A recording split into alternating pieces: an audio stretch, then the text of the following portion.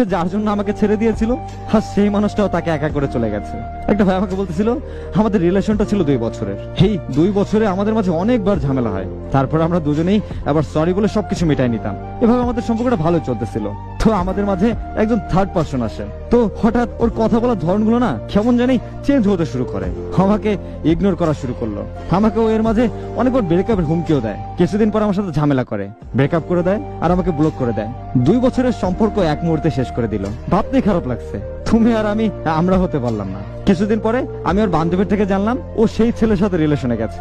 আমি অনেক চেষ্টা করি ওর সাথে যোগাযোগ করার, কিন্তু কোনো লাভ হয় নাই। একটা সময় আমি ওর পিছু ছেড়ে দেই আর ওরে ওর মতো করে থাকতে দেই, বিরক্ত করা বন্ধ করে দেয়। তার 2 মাস পরে ওর ফ্রেন্ড আমাকে SMS দেওয়ার বলে আপনাকে ছেড়ে দিয়ে ও যে ছেলের সাথে রিলেশনে গেছিল, সেই ছেলে ওকে ছেড়ে অন্য আরেকটা মেয়ের সাথে রিলেশনে গিয়েছে। তো কেউকে কাঁদিয়ে না কেউ সুখে হতে পারে না। তারপরেও আমার লাইফে ফিরে আসতে চায়, আমি না করে দিই। ও অনেক চেষ্টা করছে আমার সাথে যোগাযোগ করার, কিন্তু যখনই জানতে পারতাম যে ও সাথে সাথে ব্লক করে দিতাম।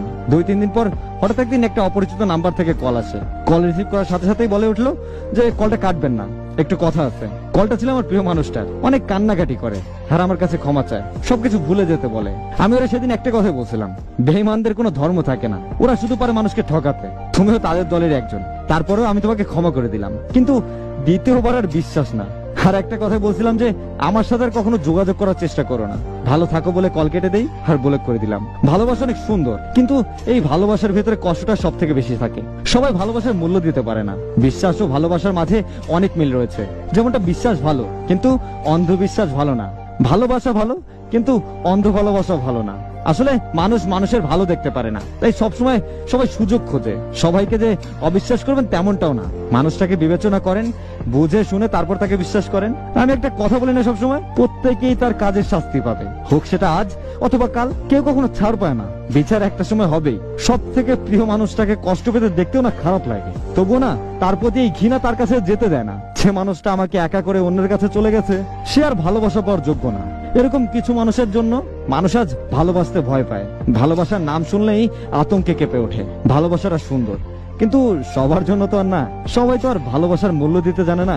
এই গল্পের জন্য কিছু লাইন, সেটা হচ্ছে সে ভালো থাকার জন্যই আমার কাছ থেকে চলে গিয়েছিল, কিন্তু আফসোস সে সেখানেও না ভালো থাকতে পারেনি, আর পারবেও না। কারণ হচ্ছে সে আমার সাথে যা করেছে, সামনের মানুষটাও ঠিক সেটাই করবে তার সাথে। অন্যকে কাঁদিয়ে নিজে কখনো ভালো থাকার আশা করা যায় না প্রিয়।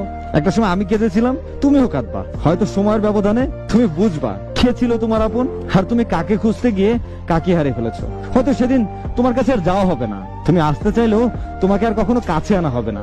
ভালোবাসাটা একবারই থাকে, আর বিশ্বাসটাও একবারই 2টা জিনিস নষ্ট হয়ে গেল না, হাজার চেষ্টা করে আর আগে